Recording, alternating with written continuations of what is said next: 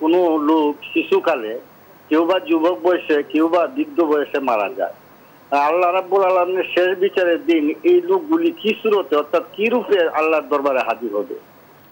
আমরা যারা শিশু কিংবা যুবক বা যারা বয়োবৃদ্ধ অবস্থায় মারা যায়, কাল কিয়ামতে তারা কেমন বয়সী হিসেবে উপস্থিত হবে?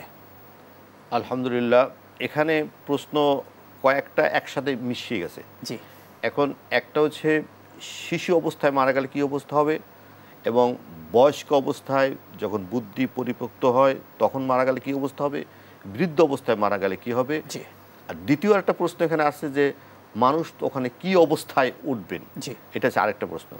আমি প্রথম প্রশ্নটার জবাব এভাবে দিতে চাই যে রসুল পাক সাল্লাল্লাহু আলাইহি সাল্লাম বলেছেন, যতক্ষণ পর্যন্ত পরিপূর্ণ জ্ঞান না আসে একটা বাচ্চার, ততক্ষণ পর্যন্ত তাকে হিসাবের কাতারে আনা হবে না।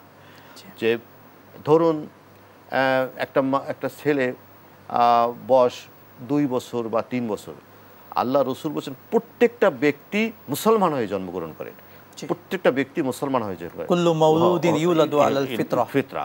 তাই এখন ব্যাপারটা হচ্ছে যে কেউ কেউ তার সমাজের কারণে, কেউ তার পরিবেশের কারণে, পরিবারের কারণে বিভিন্ন চরিত্রে অবলম্বন করে। অনেক লোক ভালো ভালো সন্তান দেখা যায়, ভালো ঘরের সন্তান, মদ খায়, জেনা করে, তারপর আবার নাস্তিক হয়ে যায়, এই সন্তান বুঝ হওয়ার পর নাস্তিক হয়ে যায়। তারপর অনেক দেখা যায় খারাপ খারাপ ঘরের জন্ম, হিন্দু খ্রিস্টান, আবার বুঝ হওয়ার পর তারা অনেকে মুসলমান হয়ে যায়। এটাও আমরা দেখি।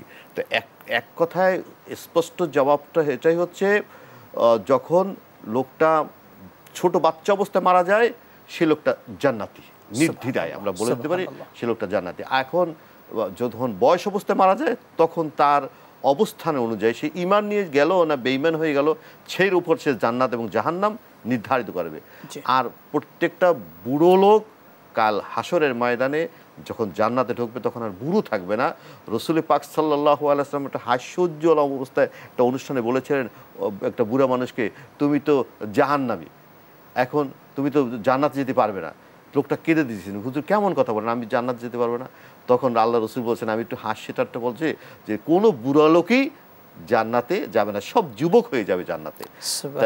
আল্লাহ রাব্বুল আলামিন আমাদেরকে যুবক অবস্থায় জান্নাতে যাওয়ার তৌফিক এনায়েত করুন। আল্লাহুম্মা আমিন। এবং যারা আমরা জানি শিশু বাচ্চা অবস্থায় যারা মারা যায় তারা কিন্তু জান্নাতের পাখি হয়ে এভাবে কিন্তু তারা হযরত ইব্রাহিম আলাইহিস সালাতু ওয়াস সালাম তার কাছে থাকবেন, এই মর্মে কিছু কথা পাই আমরা।